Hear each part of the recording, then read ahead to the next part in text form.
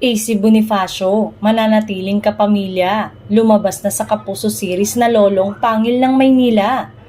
Nasilayan muli ng mga kapuso ang kapamilya star, performer at actress na si AC Bonifacio. Sa pagkakataong ito, sa action series na Lolong Pangil ng Maynila, siya lumalabas kasama ang naging kadouble niya sa Pinoy Big Brother Celebrity Collab Edition na si Ashley Ortega. Ito na rin ang unang Kapuso series appearance ng sikat na influencer. Subok na ang galing at talento nito mula noong naging matunog ang kanyang pangalan sa talent search na Dance Kids, kung saan isa siya sa mga kampyon. At naipakita na rin niya ang kanyang versatility sa iba't ibang kapamilya shows at nasubaybayan natin ang growth ng kanyang karir kasabay ng kanyang pagdadalaga. Bago ang nasabing serye, huli siyang napanood sa isang kapamilya series na High Street na sequel ng hit series ni Andrea Brillantes na Senior High.